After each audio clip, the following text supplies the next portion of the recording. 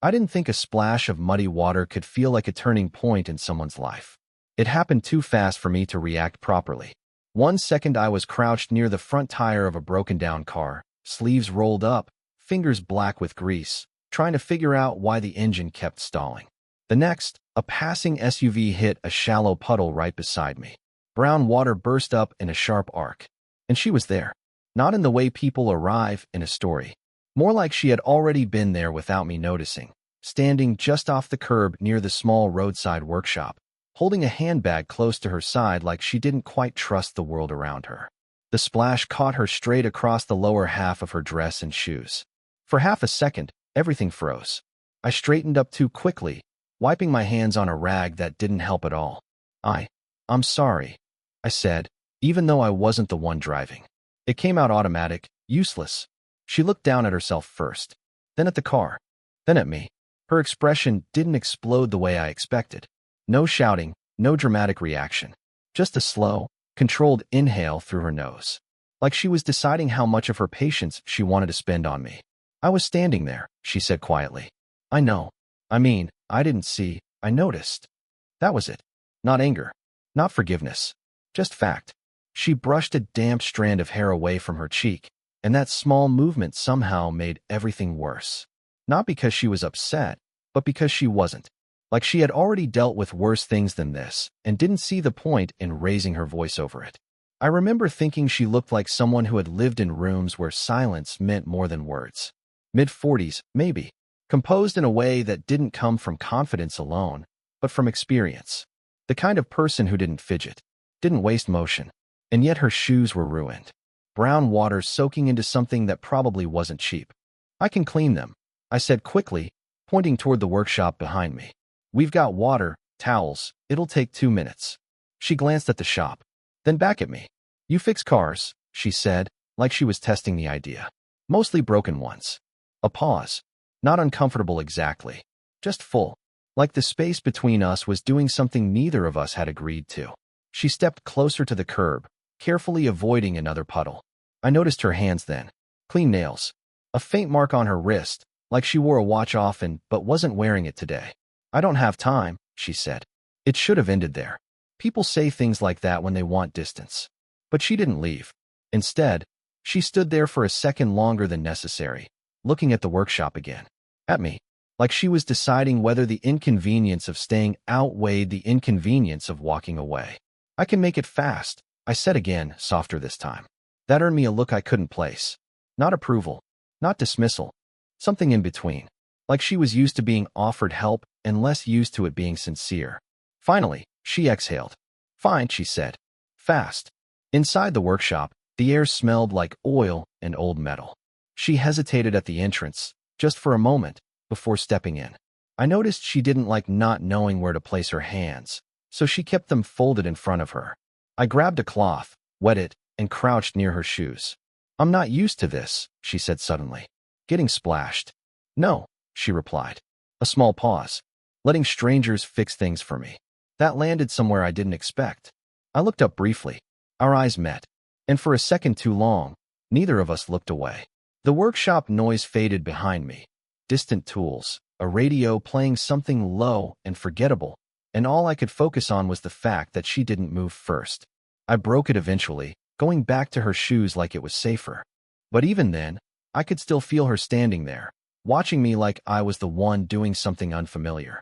And when she finally spoke again, her voice was quieter than before, almost thoughtful. You do this for everyone, she asked. I almost said yes, but I didn't. Because I wasn't sure why I was still thinking about her long after the water dried on her shoes. She came back 3 days later. I noticed her before she even stepped inside the workshop this time. Same posture, same careful way of holding her bag like it wasn't just an accessory, but something she could lose if she relaxed for even a second. Except now she looked like she had made a decision she didn't fully agree with. I was halfway under a sedan when I heard her voice. You said it would be fast. I slid out on my back, blinking up at the light before I saw her properly. Same woman. Same controlled expression. But there was something slightly off today, like she hadn't slept enough or hadn't slept well. It was fast, I said, wiping grease off my fingers. For a broken fuel pump, anyway. She glanced at the car like she didn't trust it. then back at me. How long now? 2 hours, I said. Then, after a beat, maybe less if nothing else goes wrong. That made her exhale through her nose. Almost a laugh, but not quite. She turned her head slightly, looking around the workshop. Her eyes stopped on a stack of old tires, then on the fan struggling to turn above us. You work in places like this every day? She asked. Mostly worse. That earned a pause. Not surprise exactly. More like she was trying to imagine a version of life that didn't include polished floors or quiet offices. She stepped inside fully this time. No hesitation at the door, but her shoulders stayed tight, like the air itself was unfamiliar. I went back to work, but I noticed her watching without meaning to. Not staring, just observing like people do when they're trying not to be noticed while noticing everything. After a while, she sat down on an old stool near the wall. It creaked under her weight. She immediately adjusted her posture, like the sound had exposed her. You don't have to sit there, I said without looking up. I'm not in your way. That's not what I meant. A small silence followed. When I finally glanced over, she was looking at her hands. Clean again, but tense. Fingers interlocked too tightly, like she was holding herself together. You always fix things for people who don't ask properly, she asked. I almost smiled at that. People usually don't ask properly. That made something shift in her face. Not a smile, not yet, but the idea of one. A few minutes later, I heard her speak again, quieter this time. I used to know someone who did this kind of work. My hands paused for half a second before continuing. Oh, she nodded once, then stopped herself, like she had already said too much. He wasn't careful, she added, almost to herself. There was something in her tone that didn't belong to the present. It wasn't nostalgia. It was heavier, like a door she didn't open often and regretted opening even now. I didn't push. I just kept working. But I noticed how she suddenly went still when the radio in the corner changed songs. How her breath slowed slightly, like the sound triggered something she didn't want to name. Later, when I handed her a bottle of water, our fingers brushed. It was nothing, barely a second, but she didn't pull away immediately. Neither did I, and for a moment too soft to explain properly. She looked at me like she had almost forgotten she wasn't supposed to stay. The rain started just after sunset, not the dramatic kind that announces itself. Just a steady, patient fall that made the workshop lights look softer than they were supposed to be. The kind of weather that keeps people from leaving, even when they probably should. She didn't leave. That was the first thing I noticed. The second was that she had taken her shoes off. They were placed neatly beside her chair, like she didn't want to admit she was staying long enough to get comfortable. Her socks were damp at the edges from earlier when she stepped outside to take a call she thought I didn't notice. She came back quieter than before. I should go, she said, but didn't move. I didn't look up from the engine I was pretending to fix. You've said that twice already. A pause. That doesn't mean I'm not going to. Her phone buzzed again on the table. She didn't pick it up immediately. That was new. When it rang a third time, she finally turned it over like it weighed something.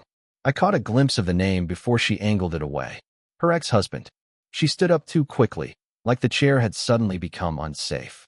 Walked a few steps outside into the rain just to answer it. I stayed where I was, but I stopped working. Through the open door, I could hear fragments of her voice. Controlled. Careful. The kind of tone people use when they are trying not to reopen something that never fully closed. No, I said I would handle it. A pause. I don't need you to decide that for me. Another pause. Then softer, almost tired. Please don't call again tonight. The rain made the rest unclear. When she came back in, her hair was slightly wet at the ends. Not soaked, just enough to change her.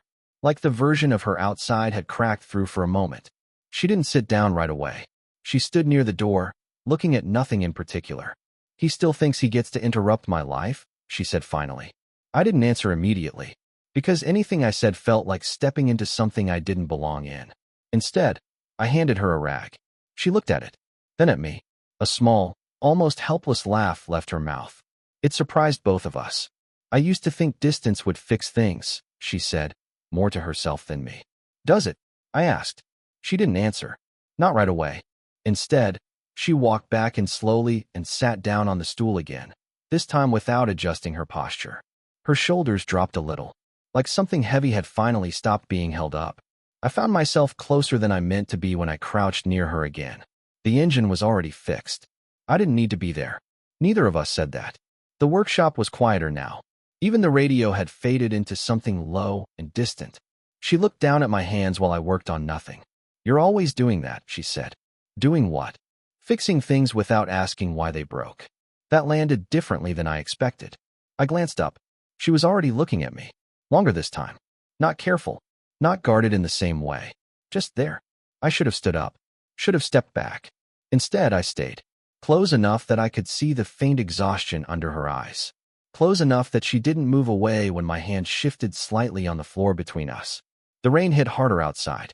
A distant truck passed, shaking the workshop window. She exhaled slow. And for a moment, it looked like she was going to say something she couldn't take back. Her hand moved first. Not away. Toward me.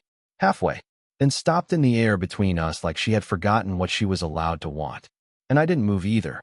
Not forward. Not back. Just watching that small, suspended space between us where something almost real was about to happen. Her hand stayed there. Not fully reaching me anymore. Not pulling away either.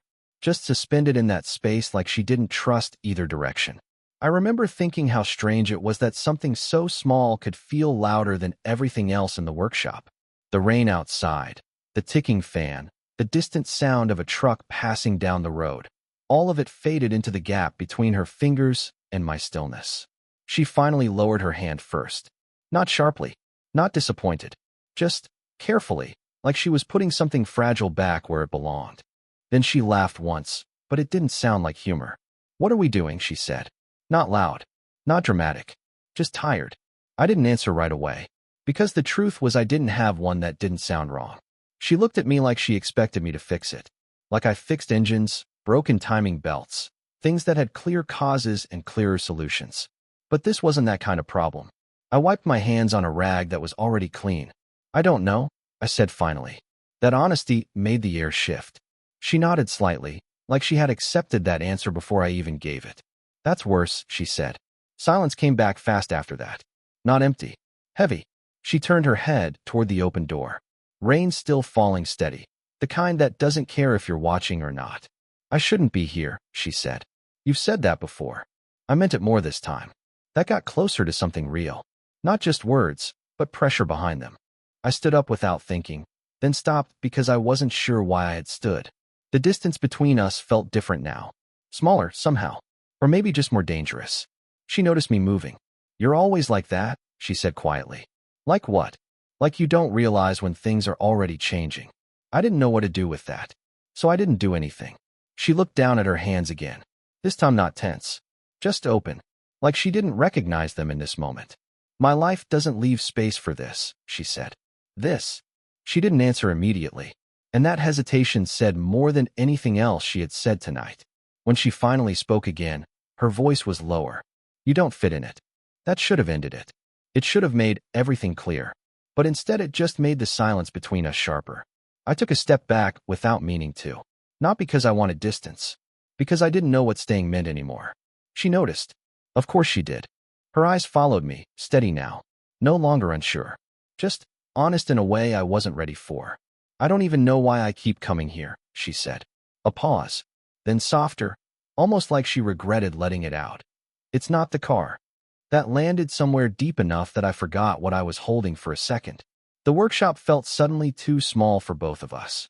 She stood up slowly. Not leaving yet. Just standing. And when she finally looked at me again, there was nothing controlled left in her expression. No careful distance. No practiced calm. Just something unguarded and quiet, and almost painful.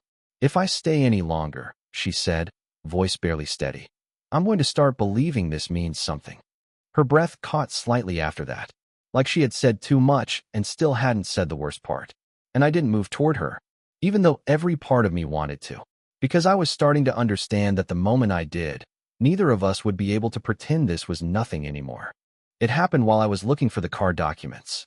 She had stepped outside to take another call, leaving the keys on the counter without thinking.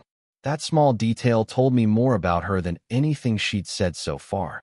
That she was usually careful, except when her mind was somewhere else entirely. The glove box stuck a little when I opened it. Inside were the usual things: folded registration papers, an insurance slip, a pen that didn't belong there. Nothing important. At least, that's what I thought. Then a thin envelope slipped out when I moved the papers aside. It was old. Not worn out old, but handled too many times in private. The kind of thing someone keeps but never puts in plain sight.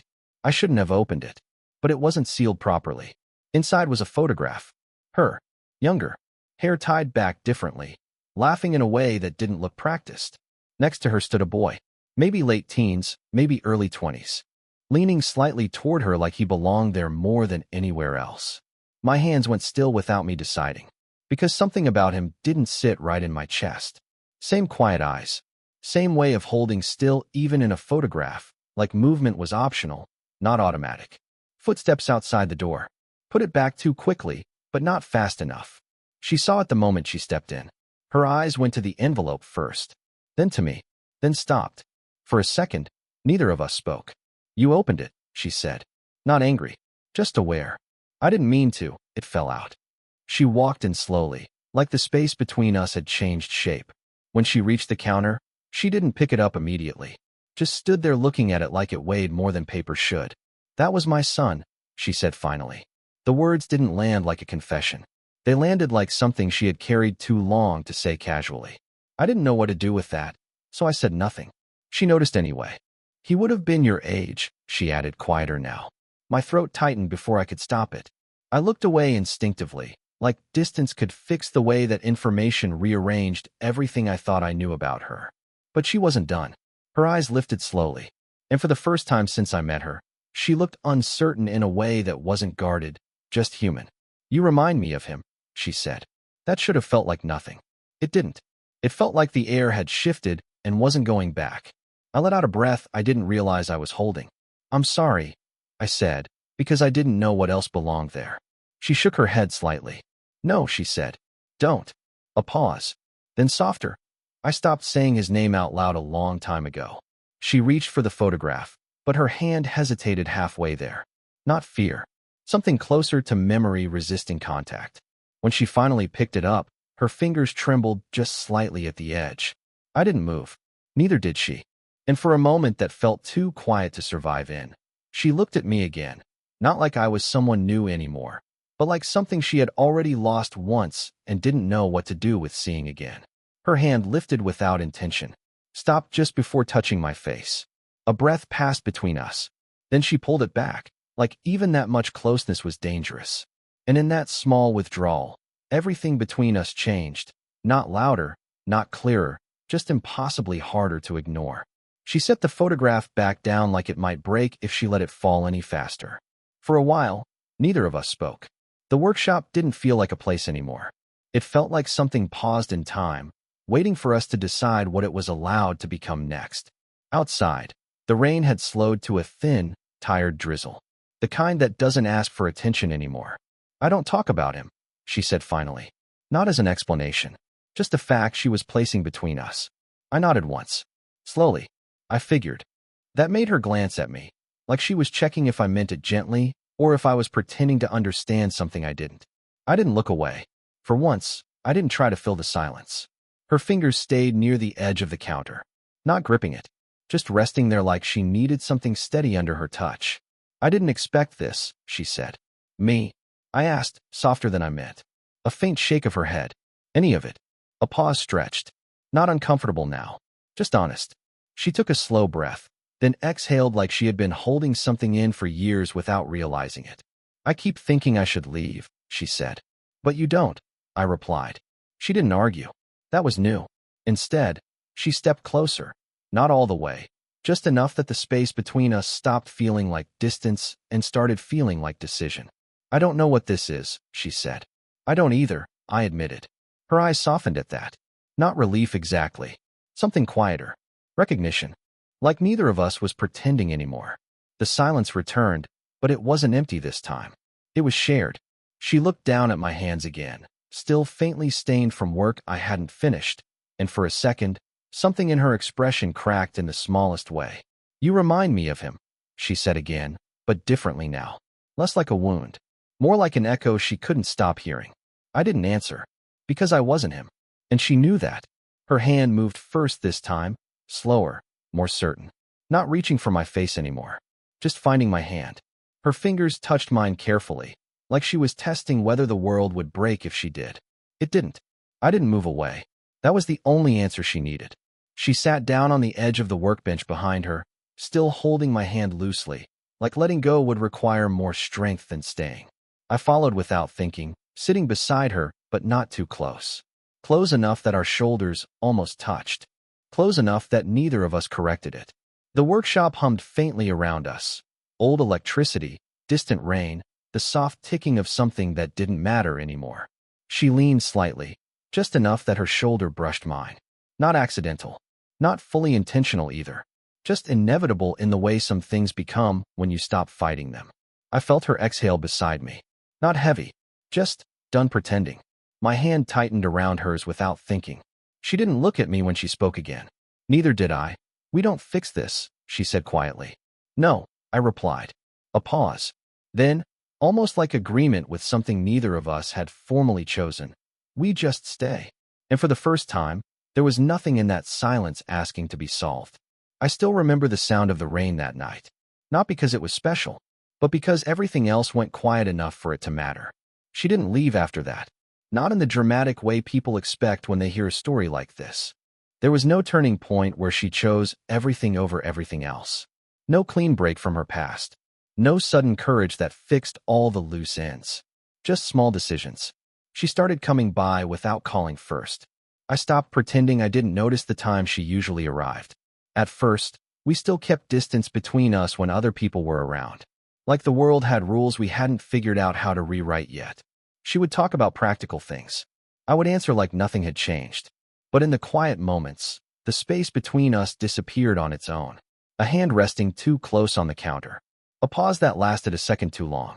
Her leaning in slightly when she thought I wasn't looking. I learned something about her in those days. Not just what she carried, but how long she had carried it alone. There was strength in her, yes. But not the loud kind people admire from a distance. It was quieter. More exhausted. The kind that survives, not performs. And she learned something about me too, though she never said it directly. That I wasn't trying to replace anything in her life. And I wasn't trying to be someone I wasn't.